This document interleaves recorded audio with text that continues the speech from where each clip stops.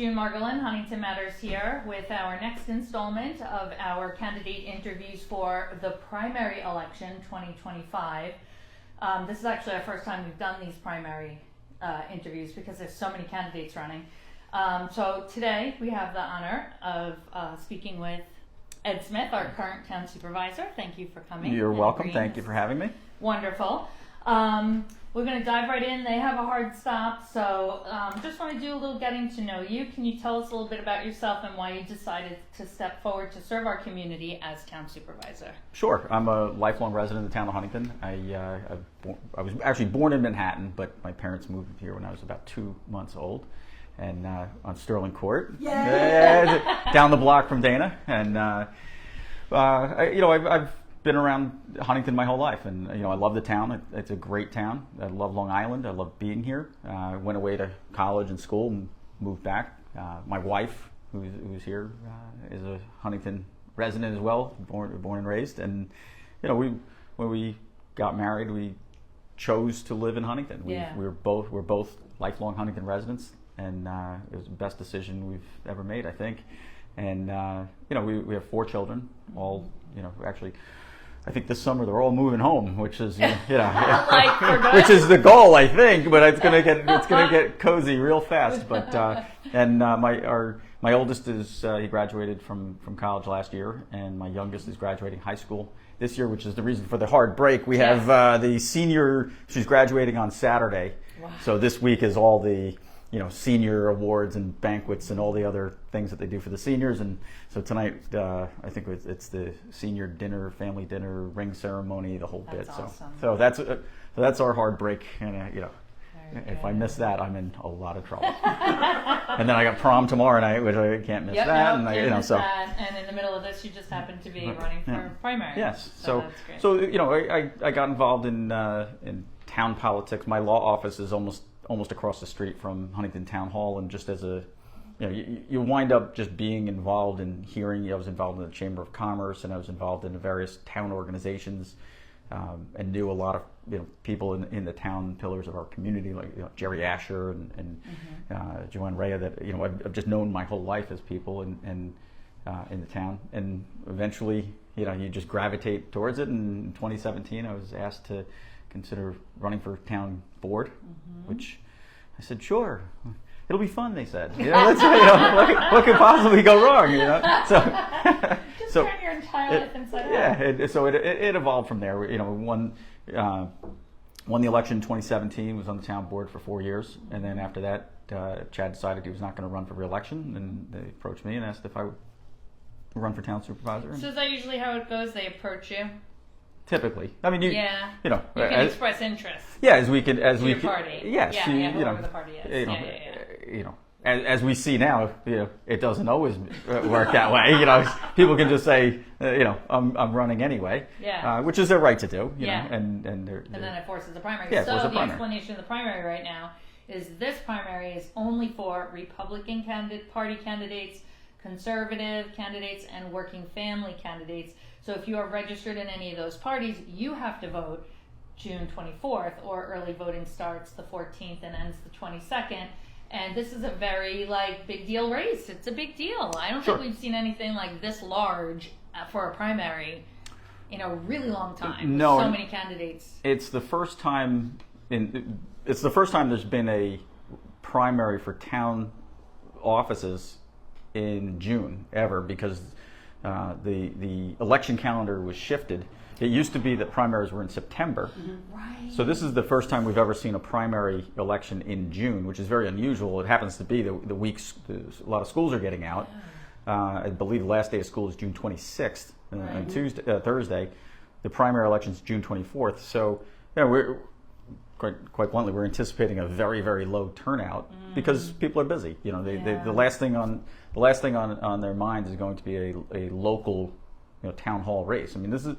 I love the job. A lot of responsibilities we'll get into, but at the end of the day, this is still local dog catcher politics. It's a local race, and trying to capture the public's attention to get involved in a local race is difficult to do, particularly when you're talking about the end of the school year. Yeah, it is. So. But really, the local level positions are the ones that have the most impact on our day-to-day life. Absolutely. And like the presidential election is very important as well, but you're not going to feel it when you open the door every single day, or when you go to bed at night, like you do your local politics. Tip O'Neill, longtime Speaker of the House, said it best: all politics is local, and it's so true. Everything is your local races, your local government has the greatest impact on your day-to-day living by far. Agreed. All right, so what have you accomplished in your elected position, or, well, we'll skip the work experience, in your elected position that you are the most proud of that directly benefits our community?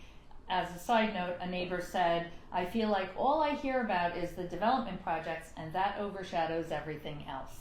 Well, I'll take the second part first, which is, the development projects. You hear about these development projects, but, I scratch my head and say, okay, what exactly are you talking about? Because since I've been the town supervisor, we've approved exactly one project, one condo project, which was Ohika, and there was another one actually on Creek Road as a 4-unit residential parcel that was between. It was a single family house that was tucked in between the 2 existing apartment buildings there. Oh, weird. And they applied. And I think the day it was approved, I went on the record saying, even though I was opposed to it, I think it was grossly unfair what previous boards had done to this homeowner by tucking their house in between 2 apartment buildings. So there was that. But other than that, all the development that you see going on in Huntington Village and around the town, my administration did not approve, and most of it was approved under previous administration of the Patron administration.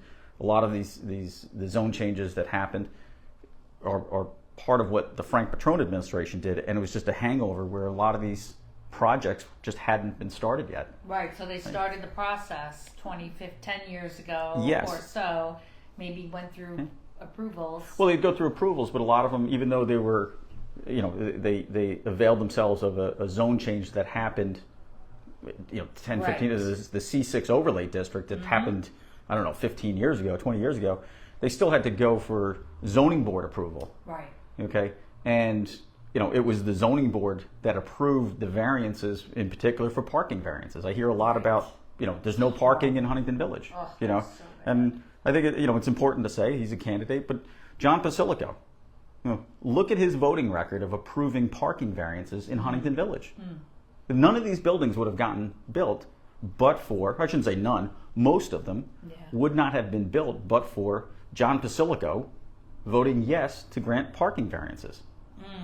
The records speak for themselves. So right, which then led to the new legislation. I think it was 2019. Yes.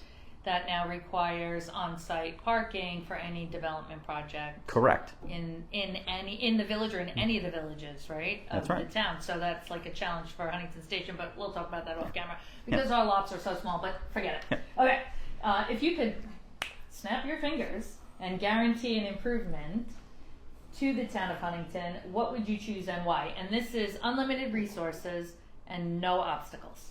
I would pave even more, and I have to give a great shout out to Andre Sorrentino, our highway superintendent, who we have paved a record number of lane miles, over 200 out of 875 miles of roadway in the town of Huntington. He's up to about 200 miles, and it's expensive. Don't want to mislead it. It costs a lot of money to pave roads, but I always say that it's money well spent because there's certain aspects of the town that we're responsible for that the residents may use every day or should every few days. Obviously garbage and pickup and beaches and the facilities.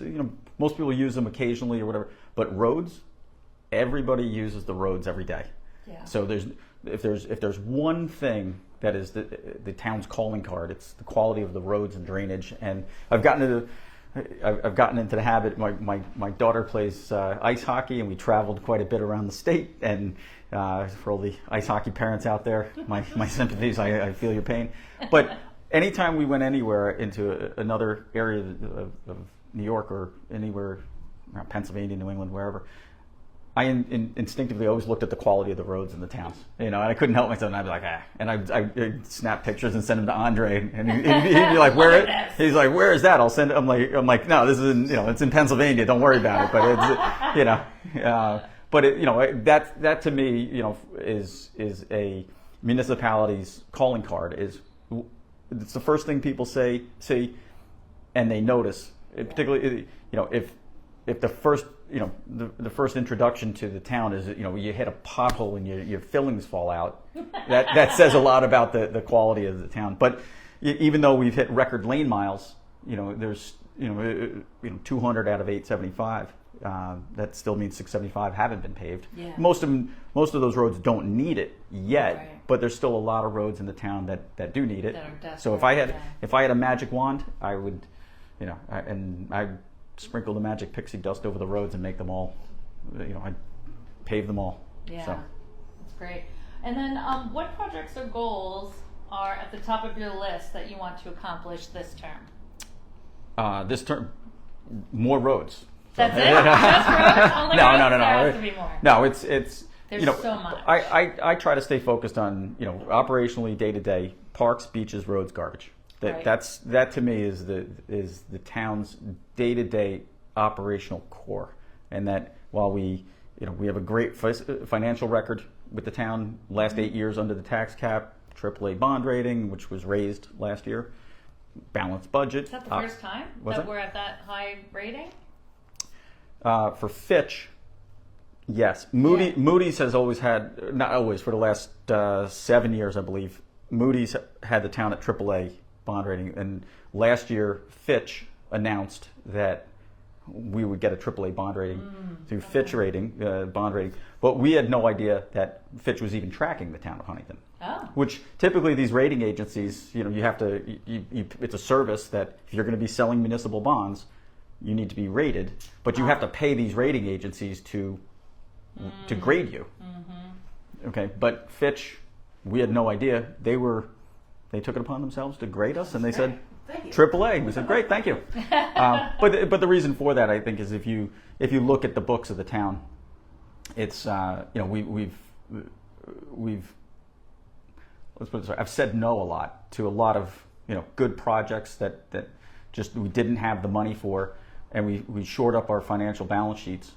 Now, we're trying to pay down a lot of debt. The town has about $100 million in debt, long-term debt, which is, I think, like bonds. Bonds, yeah. For a municipality, I think it's appropriate on capital projects to borrow for it, because what you're doing, again, I'm trying to keep fiscal policy exciting, everyone. It's kind of hard, but I'll try. But in order to keep, it's a question of fairness, in that if you have a project that has a service life of 40, 50 years, right.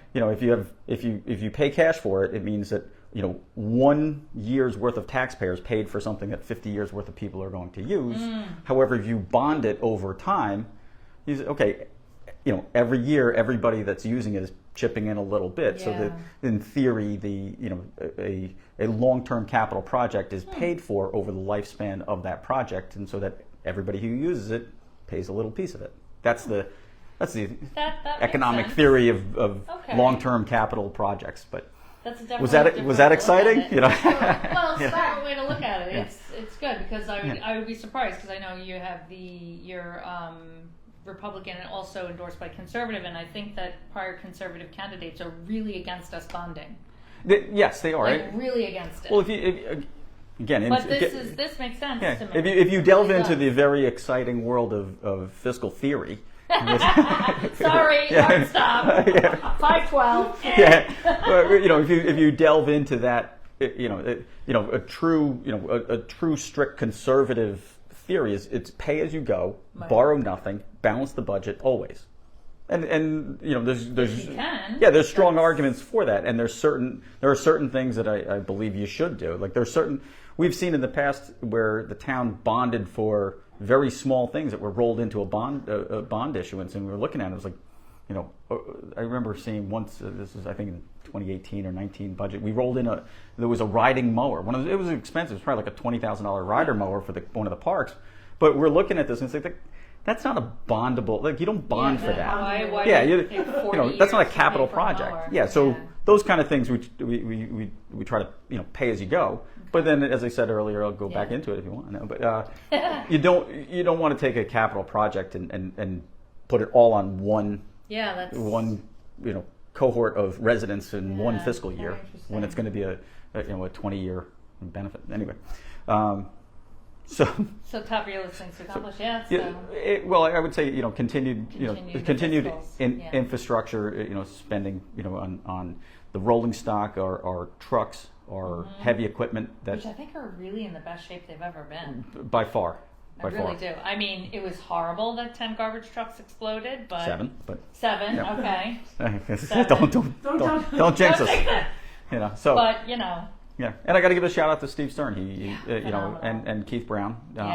But Keith Brown Steve Stern very quickly saw that this was a true municipal emergency, that we had a problem with garbage collection, because and special thanks to Town of Oyster Bay and this Village of Lynbrook, who very quickly rolled in 6 trucks. That's amazing. And said, here, we know how important garbage collection is. Yeah, that's great. So use them, great, and we returned them in better condition than we found them, and get fully gassed up. But special thanks to Oyster Bay and Lynbrook for letting us borrow their trucks for a few months. But again, the trucks and the rolling stock that we have, the heavy equipment, rather than purchase these 10-wheelers that are about $300,000 a piece, and garbage trucks the same thing. But the big trucks in particular, if you ordered one today, it'd be 16 to 18 months out by the time it gets fabricated and delivered. But again, special thanks to Andre. Andre Sorrentino has a background in trucking and knows that you can refurbish a truck, rebuild a truck for a lot less than buying a new one. Yeah. So we would do major overhauls of these trucks for between $30,000 and $50,000 a piece, but it extends the service life by 7 to 10 years on the truck, and it's a lot. And the truck gets turned around in about 3 months, as opposed to waiting 18 months, and it's a tenth of the cost. Yeah. So. Gotcha. What would you never want to see changed from what it is now in our town? Ooh, that's a good one. Isn't that great? Yeah. You can thank Megan right there. Thanks, Megan. She's on our team. She's set it up. I think one of the calling cards is the waterfront of the town. 62 miles of waterfront. So it's something that I preach that every community on Long Island is a waterfront community, because you're never more than, I would say, 15 minutes north or south. No matter where you are on Long Island, you can We're spoiled. Yeah, we are. You jump in your car and drive 15 minutes north or south, and you'll find a beach. And so the waterfront, I think, is one of the great things about the town of Huntington. We have 62 miles of waterfront, and whatever we can do to protect the water quality, the beaches, it's something that we need to go out of our way to protect. And again, we're not going to be able to replace it. No, and that. Again, that goes back to infrastructure. I keep coming back to it. It's not the most exciting balloon drop politics, putting in, storm drains and catch basins and things like that. But, these are the things that are truly important to quality of life in the town. And I like to say, this is the overnight choreography that happens behind the scenes that the residents, they're welcome to watch happen, but they shouldn't need to watch happen. Right. That when the weather's nice and they go to the beach is ready for them. It's clean. The lifeguards are on the stands, and the buoys are out. It just happens. And that's so to preserve our park system and our beach, all of our beaches and waterfront, I think are something that we have to go out of our way to maintain, because it doesn't take much to watch them degrade very quickly. So ever vigilant on those. Excellent. All right, so what is this one? I mean, you can answer this pretty quickly, I think. What is the job description of the town supervisor, and what is the supervisor exclusively responsible for, separate from town board members? Whew. Is that a lot? Yeah. Can you just be like, there's HR? No quick. Yeah, well, HR. I'm the chief executive of the town, so we have 704 full-time employees. And then in the summertime it goes up to about 1,100 employees. Wow. Ultimately, it all funnels through us. All the day-to-day operational issues in the town are the things that myself, and I should say my office. I I have a great chief of staff, Michelle McCarthy, who's out there somewhere, and John Karen, our deputy supervisor, and a whole staff of people. I can't, it sounds like a cliche, but it's absolutely true. You can't do this job without a team of people around you that make it possible. And all of those people make it possible so that we can manage the hundreds of town employees, making sure that, I have 17 directors that, again, they manage 16, I'm the 17th, the departments, whether it's the environmental waste, general services, the law department, each of these departments has their own director and deputy director and that manages the department, but ultimately it all flows up. So if there is an issue, that's what we deal with on a day-to-day basis. So that's separate from what the town board does. The town board sets policy in the town. Right. It's I guess the best way to, if you have they are a board. They set the policy, but they tell me this is the direction that we see the town going in. And again, I participate in that, but the board itself says this is the direction we want the town to go in. These are the policies we want to implement. Here you go implement them. And I again, working with the town board, say, okay, these are the resources we need to make that happen. And the town board members frequently, this is what part of their role is to be the eyes and ears out in the community. They get asked all the time. They'll say, somebody will go to them and say, my street is flooding, or that park isn't being taken care of, and they bring that to our office, and we allocate appropriate resources to make the problem go away. And we are all stewards of our community. Yes. Because no one person can be everywhere at the same time. So we all have to work together, and this is how we do it. And I love the at your service reporting system. I think it's great. Using it for years. All right, so this is a big one. What is the supervisor, your sole influence over development, planning, zoning, and projects in the town of Huntington? Because people assume you have the magic wand. Yes. No, in fact, I think that it's only the supervisor that gets to decide. Right. I think it's the opposite. I think it's the opposite of that. And there's a perception that and believe me, people have called up my office and said, you need to call the planning board and tell them to do this or tell them to do that. I said, I don't do any of that. And in fact, I've intentionally kept a distance. And it usually gets a chuckle when I liken the planning board or the zoning board to the U.S. Supreme Court. But it's a similar structure in that once somebody is appointed to the zoning board or to the planning board, they are autonomous. Like they should not be influenced by elected officials. They should not be influenced by people calling, just like a judge shouldn't be influenced by somebody calling, and I use my Latin, an ex parte communication to them, saying, "Hey, you need to do this or that." That's totally inappropriate. So, to the question, it's almost the opposite of what influence do I have over development? My influence over development is the same as everybody else on the town board, 1 vote out of 5, to set policy of the town of what we want to see happening, but ultimately, when it comes to zoning decisions and planning decisions, they rest exclusively with the zoning board and the planning board. Gotcha. Yeah, and it's hard for us. We have to constantly try and explain that. And it's a challenge, but you're welcome. Thanks. That might be about 700 fewer calls a year that you get because of Diane. All right. How do you currently foster transparency and involve residents in your decision-making process? Well, I go out to the community. I think a lot of people, like I started the top of the interview with, is people are busy in their daily lives. They if for the most part, most residents, if not affirmatively asked about something, they're not showing up at town board meetings. They're, even sometimes we've had examples where, industry professionals, when something affected them directly, and we implemented something that we thought, okay, the community wanted. We've had absolutely zero opposition to it from the industry. Exactly what you're talking about. And it wasn't until we said, okay, seems like a good idea. No, I remember, it blew up in our faces. Yeah.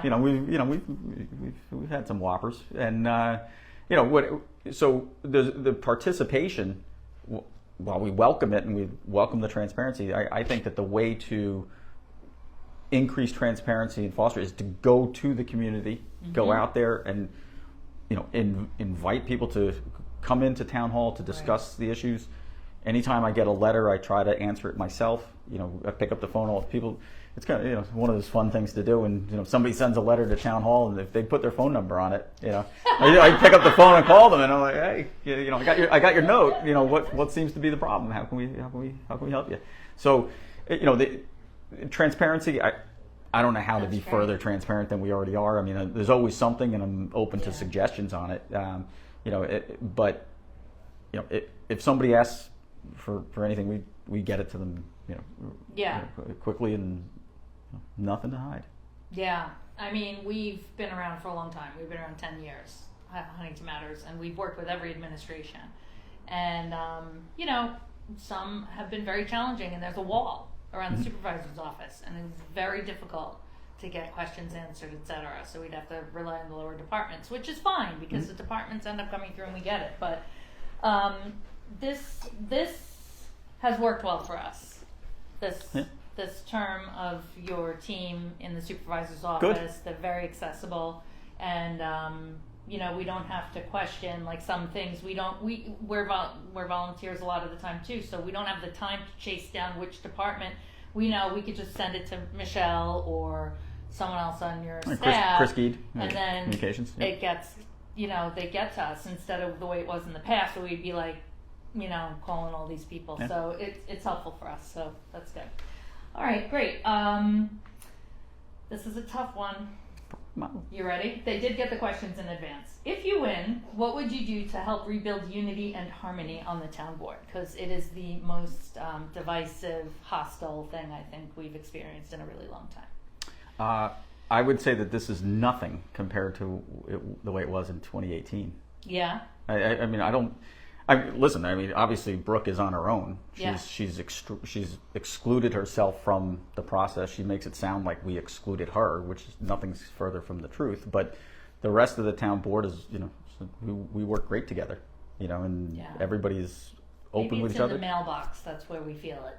Yes, listen, I'm not oblivious to the mail that's going out. I mean, it's a political campaign, and as I said recently, that I think Huntington deserves better than this. I mean, it's kind of dingy, but in terms of divisiveness on the town board, I don't see it the way I think the public may perceive it, and I think the public is being intentionally led to believe that this is, there's infighting and everything else, but it's simply simply not true. I mean, obviously, there's 1 out of 5 where we'll tell you if she comes in. I don't know if you're going to invite her in. We did. We invited. We tried. Oh, all we right. invited everyone, right, well, all the candidates, but we only heard back Brooke, from jump right in. The water's warm. 3 of Come them. on. Yeah, I mean, same questions. Yeah, so if you're watching. Yeah. All right, great. Housing and development. This is the #1 submitted question. Yes. Number one. I Okay. actually consolidated like 5 things into this one. Okay. What can the candidates do to bring in more workforce and affordable housing and reduce the growth of luxury housing? There is way more need and demand for affordable and market rate housing in our town. So, just to be clear, and I know, I love Deb Morris at Newsday, or beat reporter for Newsday. Okay, I'll start with that. But I think, but not Deb Morris, but I think Newsday generally has, probably for several years, maligned the town and the impression that the town, that people will have of the town of Huntington when it comes to affordable housing and what is the town requires in terms of affordable housing. So the town of Huntington has the most permissive housing policies in the state of New York. And I think that component gets missed in practically every story I've seen. Maybe recently it's changed a little bit, but out of Newsday, they didn't report that. And it was always, Huntington doesn't do enough. And the reality is that if there's, first of all, in terms of accessory apartments, and this isn't new, this has been around for several years, the town of Huntington permits accessory apartments in every zoning classification residential property. So of the 64,000 homes in the town of Huntington, if they don't have an accessory apartment in them already, or they're single family, not two family or condos or whatever else, but your typical standalone residential house, every house in every zoning classification, if it meets the conditions of off-street parking, etc., every zoning classification, R5 through R80, is permitted to have accessory apartments in it. Nobody knows that. There was a couple of years ago, there was a big issue of allowing basement apartments to get built. And the narrative on that went out that, oh, well, we don't, if we're not going to permit basement apartments, therefore there's no accessory apartments. It's like, no, we didn't allow basement apartments. Right. Or other structures. Or separate structures, which, like garage. again, I thought were the basement apartments. I disagreed with. I didn't think it was a good idea for a variety of reasons. But you didn't think it was a good idea, meaning that it was squashed, or no, I didn't. I didn't think that they were a good idea to begin with. Okay. I think, particularly when, there are, particularly when you have the availability of accessory apartments in any house in the town already, that start saying, okay, build basement apartments, when the house upstairs is, the argument was, well, if somebody is living alone in their house and they want to supplement with rental income so they can have, pay their taxes or whatever. Well, my answer to that was, look, they can still build an accessory apartment in their house, okay, but they do it on the first floor, rather than bury it in the basement. And then there was, I don't want to rehash that issue. It's not, rough. So that's not coming back again. It's not coming back. But the point is that the town had this perception, or I think outsiders had the perception of the town that we didn't have affordable housing. And right now, the town's requirement is 20%. So I think the county is 15%. Which I believe that, like I said when I was talking to Dave, I think when I talk to other people, friends in other areas, it's the most. It is. It's the highest percent. I believe it's the highest in the state. The structures that require a zone change, right? Yes. Projects that require a zone change, 20% have to be affordable. Yes. Have to be reserved for affordable, and the 80% can be market rate. Now, the footnote to that, as part of the question, is, what's affordable? Right. Well, okay. Right. Well, that's the Huntington and Long Island generally is a victim of its own success, in that you have the affordability formulas are based off area median income, which is set by HUD, and federal. So when you have affordable housing that starts at 80% of AMI. And the AMI, I think this year is about $137,000 a year. Okay, and you say that's the area median income, AMI. So you wind up with it's like $90,000. I'm terrible at math. I went to high school. I think it's like 106. Okay, there we go. See, he's better. Okay, so somebody get a calculator out. My video will look pretty. But the point is, and we've our community development agency has been getting the information out there, and when we have conversations about affordable housing in Huntington, I think there's a lot of people that are shocked that they qualify. Yeah, because it's not low income housing. Totally different animal. Bad, poorly named affordable housing. Should be workforce or discounted. Or I like to call it preferential housing for first responders and volunteers, which is one of the things that we implemented recently. But it's the point of it is that the perception is so different than the reality. Right. But the availability of it is tough to come by, because there has been despite what whatever's in the mailer this week in the mailbox, despite the mailers, the reality is there's been very little approved in the town of Huntington. In fact, some of the things that have been approved haven't been built. So the availability, it's one thing to say, okay, 20% affordable housing, 80%, I go through the whole process. That's great in theory, but there has to be something available to buy or rent when it doesn't exist. Although that brings us into Melville. So Let's go. We're gonna dive into that. Hold on, Ed was right. It's 104. Oh, I think I said 106, so I, We're We're on on a four. six. I get it. Okay, all right, good, thank Okay. you. Okay, well, all of the candidates have stated that they're against developing, but also have stated that they're in favor of creating housing for seniors and young adults who can't afford to stay in Huntington. What is your plan to accommodate both interest groups? You can say 3 words and we can skip Melville Town Center.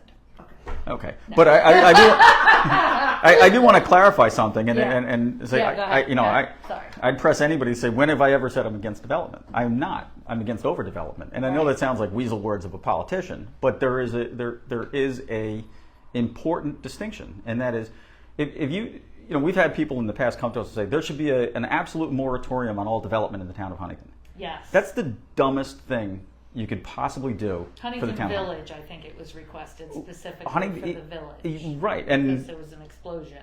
And there is a de facto moratorium, but as soon as you announce that there's a legal moratorium on development, it's a cancer on the local economy. It's the worst thing you could do, and what it does is it also complicates things for de minimis relief that people come in looking for. When if there's a moratorium in place, if somebody's coming in for de minimis relief. I don't know what that is. Minimal relief. Oh, Sorry, thank you. a very small, Fancy. like art school. If somebody's coming in for something that is innocuous, if there's a small little. if they have a parcel of property that has a corner of it where the zoning is different than the bulk of the property, and they say, well, in order to do something, we have to change the zoning for the entire. And it was like, well, there's a moratorium. We can't do any zone changes. I understand. So, but as a practical matter, we saw that it was going at the overdevelopment of Huntington Village, and the quickest, easiest, and I think most effective way to basically curtail it, stop it, is you increase the parking requirement, which is what we did. I think in 2019, Right. we increased the parking requirement, and all of a sudden it was just like, okay, all these projects, like, where Brooke's headquarters is going in on the corner of 110 and 25A, that she's pumping it up. I wonder why. Okay, they wanted to put apartments in there. They have That's zero. The Ann Taylor. Yeah, the Ann Taylor building. Zero parking. Zero. Yeah. Literally zero. Yeah. And And within 500 feet, right. you'd have to buy book review, knock it down, and turn that into a parking lot. Yes, I guess so. Right? Yeah, That that's. would be it. Or if you could find off-street parking someplace, within the immediate vicinity of that or any other building. Yeah. Like what they did with Red, like that office Yes. building behind 5 Right. High, hmm parking under first floor parking. So the point is with a development moratorium, I think that is Yeah. it's a terrible mistake. You're handcuffing the town from doing what it can do, and you're taking away the authority that the voters gave you. You don't have to exercise it all the time on every project and say yes, but you need that discretion when an appropriate project comes in to say yes, that's what we want to see built there. But if you turn around and put in an absolute moratorium on something, in an area, then you've basically. Understood. Hard break. All right, so let's get to Melville. We don't want to get him in trouble with his daughter. So we're gonna skip out of order. We're gonna go right to Conti Community Center. I have to mention it because it's on every single thing every year. I need an update on that to go back to Matt. So I think that's gone What's out. going on? That has gone out to bid for the 4th or 5th time. Every time it comes in, it is wildly over budget, and we were realistic. I think the original budget started out, I think, about $9 million. Yeah. And I think,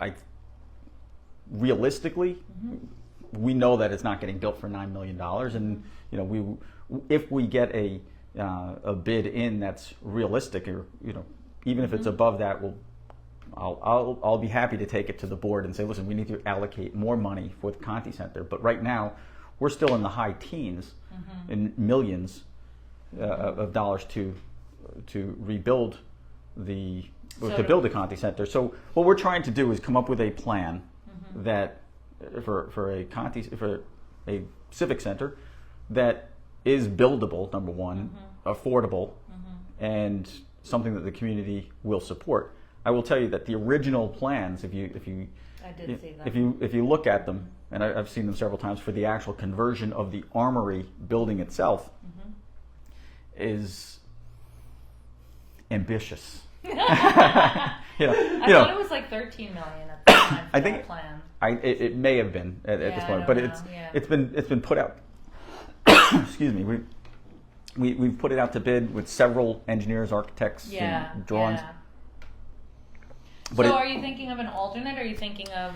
Yeah, right now I think you had floated a few other creative ideas to use that space somehow. Yeah, the grass field just to the west, which is also, and it's the facilities building for the park that's there. There's I think locker rooms there. There's a kitchen already there. There's some bathrooms already there. Oh, the little one. Yeah, it's small. That used to be the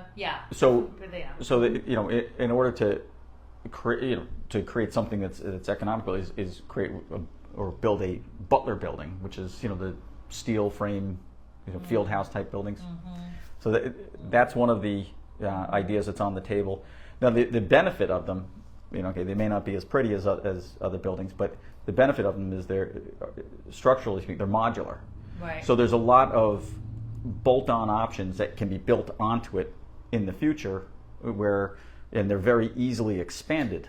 So you build a field house community center first, attached to the existing building to the west, and then as the demand arises, it's very easy, engineering-wise, it's easy to expand a Butler building and expand it into additional fields or additional space. So what would happen with the armory? The armory... You would bulldoze it? No, I think it'd be used for general services, because I think right now they're using it for general services. Right. I think Maritime stores their boats inside in the wintertime. Right. I think there's some. I think the stage. So much money has been put into that already. It was. Well, let's put it this way. I'm not going to throw good money after bad. It was. Right. It shouldn't. I'll say it should never have been proposed to convert an armory into a community center. If you. I have. If you talk to any architect, engineer, that's looking at these things, they roll their eyes with the idea of converting a old brick asbestos-filled building into a modern community center. Yeah. And you do that only when there is significant historical value to the structure. Right. But any architect will tell you or engineer will tell you it is always cheaper, faster, easier to start with a clean sheet of paper and build a new structure. You'll get a better product in the end. Converting an old building into a new facility, it's not impossible. Yeah. But it's not smart. It's not smart. He's a contractor, and I love old houses. He's like, no. Right. The minute you open that it's wall, similar to the office building situation. You're not going to build homes in old office buildings. Right. No, I mean, getting to Melville. Yeah, let's get to Melville. So the contradicting information is confusing. So Ed has had the list of questions, so all the touch points are already spelled out. 13 here. Did you review these before you came? The dog ate my homework, All right, good. So, I can promise you, there's no question on here I haven't been asked 57 times already. Sure. So I'm ready for it. I'll just touch point it. So we'll just quickly say the Melville Town Center is Maxess Road in Melville. It's behind the Huntington Quadrangle. It's the road that runs over there, Bayless, Maxess. If you know where Refuge is in Melville, make that left at Refuge. Go explore back there. I highly recommend you drive it because you really can't get it until you drive it. Number one. Great. I'll say great advice because I give it all the time to anybody that's, either on the fence or even opposed to this. I tell them, I'm begging them. Yeah, go drive in this area. Look, what you see on 110, those buildings, those are your Class A buildings in Melville. Yeah. You go one block east or west of 110, it is a different world. That office park off of 110, those Class A buildings, they're doing well because I think what's happening is they're cannibalizing tenants out of the B and C buildings that are in the back. Definitely. That are moving into the Class A buildings for the same rent or even below the rent, and they're getting a better building for the same price. So, please go down to Melville and drive around there, and you'll see what we think. And I was really for rent signs surprised everywhere. At Maxess how it was a surprise to me when I drove that, because the road itself, there's a median in the middle with trees. It's wide. It has a fluidity to it. It's not straight and boring. And I was really surprised at that. So I could actually maybe envision it when I was driving there. You can see the marching band coming down Main Street, right? Well, then there's trees each way. What are you doing? Anyway. Well, that is. I mean, that is the focal point. Maxess and Bayless, and to the north is where we want the private property owners to come in, and that's an important point. The town is not building anything. We don't own any of the real estate other than the two recharge basins at the north and south end. Right. The town doesn't own any of the real estate, and it's all developed. It's all fully developed right now. The whole thing is fully developed, right? All right. So, what is an overlay district, and how does it affect the existing zone? Let's specify that. There's zone and overlay. Yes. On your market set. The zoning classification of a property it gives a definition of what's permitted on the property. So most of the property in Melville is zoned either I1 or I2, and there's some nuance. Industrial 1, Industrial 2. Got it. Okay. Right. Which allows for a variety of different uses. Office buildings. How many stories can they go up? I think 48 feet. I go by footage, and then mechanicals on top of that. Okay. But the key thing here is that, again, despite what you might be seeing in your mailbox, there hasn't been a single parcel of property in Melville that's had a zone change. Right. Okay. There was an overlay district, and the importance of the overlay district is that what it requires any proposal that comes in, and we haven't gotten any yet. We have a few people sniffing around, builders that are sniffing around, but we haven't had a single application yet. So this narrative that there's going to be 47,000 apartments coming in is okay. It didn't happen. It's not going to happen. There's a 1,500 cap. 1,500 cap. Right. And again, that's the cap. And there's practical roadblocks, principle of which is sewer capacity. Right. So the overlay district. What that requires then is if you just did a zone change, each parcel would then be able to submit an application pursuant to its zoning classification. And if the neighboring property didn't have the same zoning classification or didn't have an application pending, when they do their detailed environmental review, they wouldn't be obligated to consider anything other than the existing use of the neighboring properties in their analysis. However, when you do that's a zone change. That's a zone change. Okay, a spot zone change. I'm following you. That's not what we did. We created an overlay district. Right. The importance of that is that if anybody comes in and says, I want to propose a building, now they're obligated to consider the highest and best use of all of the surrounding properties within the overlay district. The entire district? Yes. So this, even though the project is here, they have to, their environmental studies and traffic studies have to take into consideration the possibility of what can come in the rest? All foreseeable development in the overlay district. Do you expect anybody to submit anything? I mean, it's like an elephant through a needle. Well, by design, yes. Yeah, that is an elephant through a needle. Yes, it's not supposed to be easy, and it's supposed to. And we kept the control of this at the town board level. It doesn't go. That was very unique. Yes, very unique. It doesn't go to the zoning board or the planning board. And again, this was something that the civics asked us to do. Really? Yes, that was their idea. I like that. So we said, I like that. Yeah, okay, because even though, as I said before, the zoning board and the planning board are, like the Supreme Court, they're appointed, and we put people onto the board. Once they're there, they are autonomous. They have their 7-year term, and they're not directly accountable to the residents. Right. Oh, okay, right. The zoning board and planning board is not directly accountable. So. Right. Gotcha. One of the things that we put into this code change was that each project would be approved have a public hearing and a standalone vote by the town board. And the public hearing means that the public can come out and weigh in on everything about that one project. Yes. So each individual project. Yes. And then how many public hearings are they going to get? Just one? as many as they need. If there's what we've done in the past, like we just did it recently, where we held over a public hearing to multiple days because we and we invariably we always get, you intentionally put this on at night because nobody can come out at night, and if we put it on in a day meeting, nobody can come out of the day. So oftentimes when we know that there's something that the public wants to weigh in on, we'll do a day meeting and a night meeting. You know? And you can always send emails too. Yeah, emails you send to the town clerk. We always get them. Yeah. But it's I forget where I was Yeah, on. it's But we were talking about the overlay district, and you were saying that.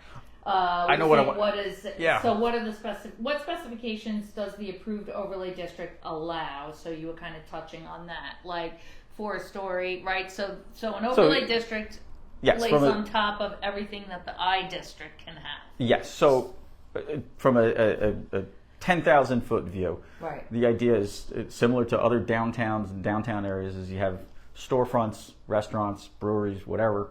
Commercial, it could be a dental office, law office, whatever, on the first floor, with residential development above, whether it's owner occupied or rentals above, which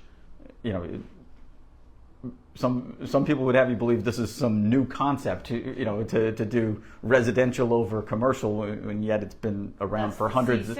It's been around for hundreds of years. I mean, it's not. You could go to some a couple 100-year-old town, and you're going to see residential above the storefront. But anyway, so a couple of the key things that these would be on sewers, despite what the narrative out there that there's no environmental review.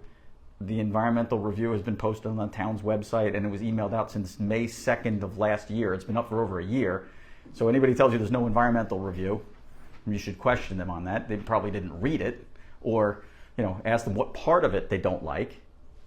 That would be a unique answer, but it's there. It was. This is frustrating. I'm sorry, as a resident, that is very frustrating. I didn't actually know that, and I'm a community leader, so I did not know that review was done and put on the town website. Been up there over a year, and when it was completed, it was pushed out to all the civic groups. It was pushed out to anybody that signed up, that provided an email address to speak at the public hearings that we had. So it's been out there, but again, you have an agenda of people saying there's no environmental review. False. Now, some people are saying you should have done a detailed full SECRA, which I say that's nothing but welfare for the developers. It's corporate welfare. Let them do their own. And as I said earlier, the purpose of the overlay district is, if an application comes in, the burden of the full environmental review falls on the developer. Let them pay for it. And they have to do the full SECRA before they even bring the application to the town board. Well, it's part of the application. Correct. Yeah, yes. Dave was saying that. Yes. So that's my point on this, and I've heard some of the speakers at town. We're getting the hook. I know, we have 9 minutes. His daughter, it's. Yeah, but this is an important point. That, I know. I don't think she's going to forgive you, though. If the town were to pay for a full, detailed environmental review of the town center overlay district, it would be. We didn't spec it out, but it probably well over $1 million to do an environmental review of existing parking lots. And if we never got an application in, well, then congratulations. We just spent $1 million of taxpayer money to do an environmental review of a parking lot. That it makes no sense to do that. And then the minute one thing is built, doesn't it change everything? Well, needing an environmental review. Land? The environmental review it would take into consideration what's actually developed. Right. And that's the other thing. We can speculate on if we were to do our own in-depth environmental review, okay, it would be speculative as opposed to an actual proposal that comes in and says, okay, we're proposing this particular building with this number of units in it, this many storefronts, this number of restaurants or whatever. So they would do an environmental review of the actual project being proposed as opposed to a speculative review of something in theory. But again, it's not the town of Huntington's burden to do an environmental review for the benefit of the builders and property owners. Right. let them pay that's their for it. responsibility. Let them pay for it as they're Right. proposing it. So, two more we have to touch. We have to. Can the Melville Town Center projects receive IDA tax breaks? I recall when we met last time and did the interview, you said that you wouldn't sign it because it really technically doesn't qualify. So here's, Am IDA. I wrong about that? I remembered that. Yes, they can apply for them, but the town would oppose them because, Right. first of all, the IDA is a county agency. Right, correct. Okay, so Correct. we don't control that. However, as I say, the answer is in the question of IDA. The I is industrial. It's an industrial development agency. Mm-hmm. If you're going for tax breaks to bring jobs to Long Island or to Suffolk County, That's the purpose. that's of the it. purpose of Right. the industrial development agency. Right. Where I have a problem is giving industrial tax breaks that are intended for business to bring employees, jobs to Long Island and Suffolk County, to start giving those tax breaks out to residential development. It's total. I think it's totally inappropriate, and I've said I wouldn't support them. So, but the answer to the question is we couldn't prevent somebody from going to the county. Right. That's it's a county agency. Right. But and I've spoken to my colleagues about this. We would not support a application to the IDA. I'm totally torn here because I want to ask you about the squatters in the office buildings, but now with time limits, or the parking garage in Huntington Village. Squatters. So what do I get? Squatters. Parking village. Squatters, I can tell you, Squatters, you mentioned this morning listen. at the breakfast, and I was completely floored. Well, That squatters are living in vacant office buildings. This is why I say go to Melville, take a drive around in the office park, and you're going to see. Two things. I know the Priuses hang out in the Who? parking lot. The Priuses, the little fake Uber people. Oh, okay. I Yeah, haven't seen. they- That's a new they one. hang But out there, if yeah. you go there on a Friday, Saturday night, you're going to see parties taking place. There's drag racing going on. There's all sorts of right now petty crimes. You'll see. You will see homeless people living under some of the buildings that are on stilts. There's a sheltered area behind them.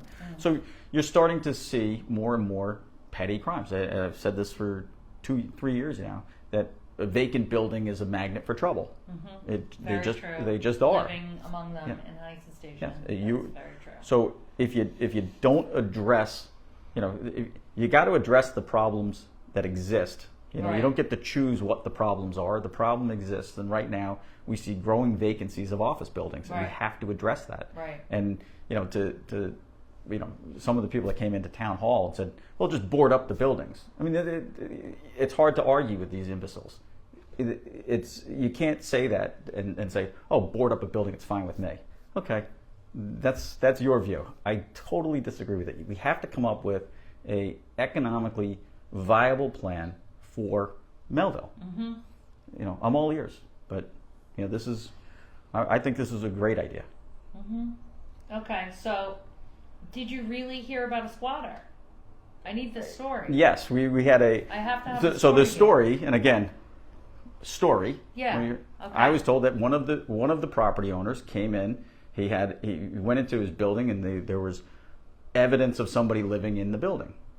And they went around the building with people. They couldn't find anybody, and they continued to go back, and there was evidence of mattresses, bedding, food.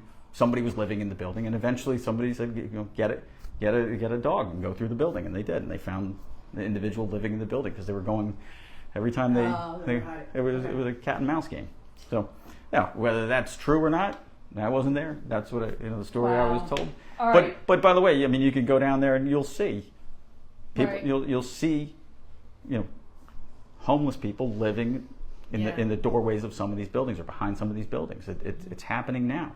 The important thing is, again, take a drive into Melville. Importantly, go on a work day. Yeah.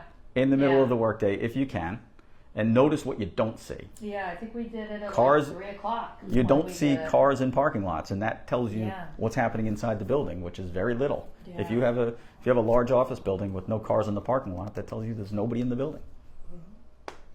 Parking garage? Do we have time? I'm getting the thumbs up or the hook. Oh, the Parking garage.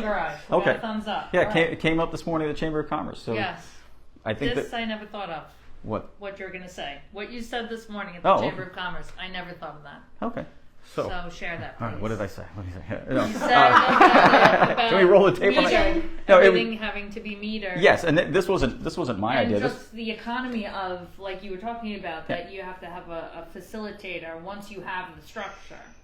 Like that. Yeah. That's So- it. An answer. Oh, you're doing No, great. that thing you said, that thing. So there's a parking study that was out. I think it was done by the Chamber of Commerce was involved, or there was a parking commission that did this study. I think it was about For the village. right. About Huntington Village about 12 years ago. And one of the first points it said is if you're going to build a parking garage, you have to meter all of the public lots. And there's a paid parking paid in parking every in public lot. all the public lots. That's a prerequisite to having a parking garage, because you can't build a parking garage.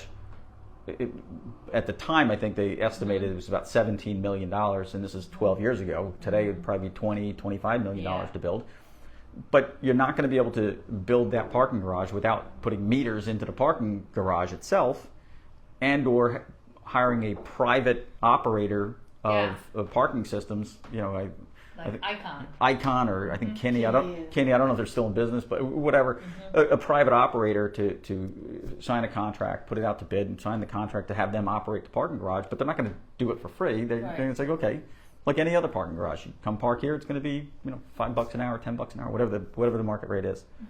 The problem with that is, if you build a parking garage, and the one that was anticipated or contemplated on the New Street lot, it'd take up about half of the municipal lot that's there. The other half would still be on-grade parking. But there's no way you're going to fill up the parking garage when you have free parking next to it, or you have other free parking, at Girard Street or Elm Street, or where the new Chase Bank building or the old Chase Bank building is getting taken down. If those lots are free, and you have one paid parking garage, anybody coming into town is going to drive right to the free lots first, and you're not going to get anybody into the garage until after all of the free lots have filled up. Right. I didn't make that up. That's Yeah, that's in the study. I did not So think of that. so the traffic the parking study. So basically, that explains why it works at the train station. yeah, Because there's one tiny little free lot far away from the train station. Everything else Listen, you need to have paid. it's real simple. Free parking, paid parking. Yeah. Everybody's going to free parking first, and only after the free parking is filled up, then you go to the paid parking. Right. So, She's standing. uh-oh. I think you might be getting Getting the the Oh, good. Okay. All right, All few right, more minutes. next, let's go. But the point the point to all of it is, we looked into it. We attempted a couple of years ago, and we following this parking study to take steps forward towards a parking garage. Step one would have been to meter, and we only proposed some of the lots to get metered. Yeah. And I remember that. it That was website. $1 an hour for, I think, a couple hours, and it went. We had people singing in the boardroom, protesting, and it was like, okay, all right, we loud and clear, we heard you. But so until that happens, you're never going to get anybody interested in building a parking garage. And the town, frankly, right now, similar to the Conti Center, if I had an extra $25 million lying around, and the Conti Center's first. There's other in the hierarchy of needs in the town. Yeah. There are some things that are on the table, like the Conti Center, that have been waiting a long time that need to go. So go We first. have an idea here for you. We're okay. going to take advantage of this because you're here. The passport parking app, Yes. right? I have no problem with it. So we'll just preface it with that. There are many people who have no problem with it. Seniors, however, are really struggling. So would you consider a senior parking sticker with a flat annual fee for them? Yes. I mean, I'll take this back. I saw that. I did see the question. I saw that. I was like, I was kidding before that the dog ate my homework. Normally it's the other way around. People lie and say they did see the word. So no, I did see that Do you question. like that? Yeah, no, Is that a good idea? it is a good idea, and I'll take Yeah. it. The beach is not an issue because they don't have to pay for the beach. Right. So And it's a. you may have other Everything people is, with other you know, issues. That what is happening is, as a practical matter, and I'm not a fan of it, to be perfectly clear, but everything is trending towards additional technology. Yeah. My experience is not, frankly, has not been that the senior citizens are having a problem, but it's middle-aged guys like me that have a problem with the technology. They're the ones struggling with the app. I'm like, how do you fix this? What's going on? Are there any kiosks left where you could go to the kiosks? I don't believe so. Yeah. And you have to do something permanent with the numbers on the poles. Check that on the, because it's like taped on there, but whatever. I'll do a video to help people a little bit. I think we need your help with the seniors because it's a lot to ask about. Well, the numbered parking spaces going away because it's now pay by plate. It's the same system. But they give you a zone. Yeah, it's a zone. The zone is like taped onto the pole now. Oh, okay. But so it's the same. The passport parking is it's the same system that is used. I don't know if it's hundreds or thousands of municipalities around the town, around the country. I've seen it elsewhere. So from an app standpoint, you can use the same app if you're traveling. If you're around Long Island, you go on the app and you can pay for parking, and it has the benefit of if you're sitting having dinner, you're not running out to pay the meter. You could just go on and just add. So there's some benefits. It's a trade-off. The town has been using it for years at the train station, and that's one of the reasons we rolled it out. And so you have already proof of concept. Right, and from a fiscal standpoint, the old meters that we had, those kiosks that number one, they generated their own slew of complaints that they were confusing, nobody could use them, but they had reached the end of their service life, and the town was looking at a substantial. Don't hold me to this. I think it was about they weren't there that long. Actually, longer. They were there a while. So. And they needed software upgrades and a whole bit. And I think, don't hold me to this, but I think it was about $600,000 to upgrade and to use that old kiosk system. And it was breaking down. Some of the buttons so were breaking. The question was, okay, do we upgrade the existing kiosk system, pay the money, or do we upgrade it to the technology side? And yes, we have gotten complaints about the technology side, but we got an equal number of complaints about the old kiosk system, and now people are nostalgic for the kiosk system, and I'm like, you can't win on these ones. Now I'm getting the hook. All right, so I have to just ask this one thing. I'm not asking you, I'm telling you. Yes. For the supervisor, I'd like to know why he said he'd give us more transparency for ESPA and didn't. No video recording of meetings. And not on the website's meeting calendar. That seems like a very simple That's a thing. simple ask. We can make that happen. We need to make that happen. Okay. Because I don't ever get it on my calendar because it's not on the town calendar. And that seems simple, number one. Number two, the recording's simple. And there's a lot of money in that committee. True.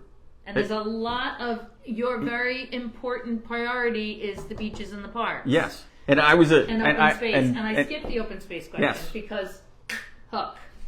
Well, ESPA, shame on me because I was a very outspoken critic of the ESPA committee early on when I was on the town board because they were using ESPA money to do, non-ESPA, putting curbs in on roads and drainage, and I was like, that's highway money. Not that these were bad projects, but don't invade the environmental open space fund to do drainage projects or parking lot projects. So, allocate it properly. Don't take it away from ESPA. So getting this online, I don't think it should be a problem. I'll go talk to our absolutely awesome. Joe, can I get there? Take care of that. And then, do you want to do your closing? So, did the vape shop thing pass? I think we had the public hearing last night, but so you're not voting on it yet. I think sequence-wise, we do the public hearing, then 30 within 90 days. But I don't see it. I don't see it not passing. Yeah. And then I talked to Dave, but we've also talked to Director Lau about what Babylon does, which is foot spas, massage parlors. They require every person working who does massage to file their license with the town. Okay.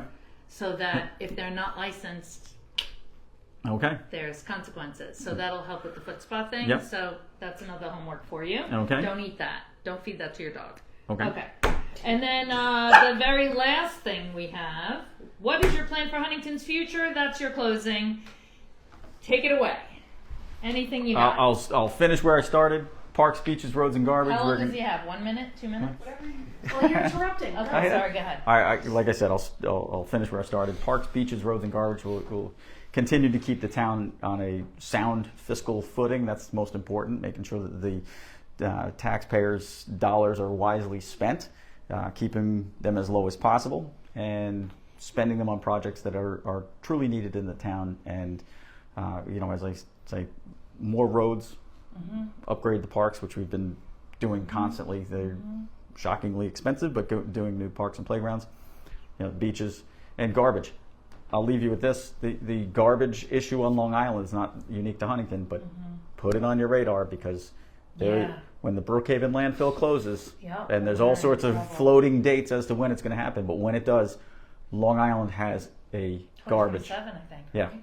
I think they're asking the state to extend their permit to extend it longer, but it will close, and when it does, there is going to be a very sharp garbage issue on Long Island. 49 million pounds of garbage per day in Nassau and Suffolk County.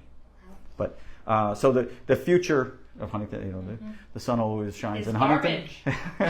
The sun always shines in Huntington. It's gonna. No, we'll figure it out, Yeah. because that's what we do best. The community, our local officials, you are neighbors as well. Yeah. We all live here. We all love our town. We work hard together to Yes, we fix do. whatever's messed up, and we do our best. Yeah. Right? Is Yes, that we good? do. Oh, sorry, I took your summary. Go ahead. What's your future for Huntington? What she said. Yeah, that's it.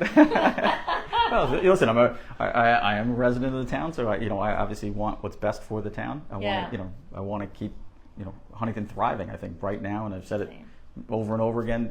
Right now the town, by every measurement, is thriving.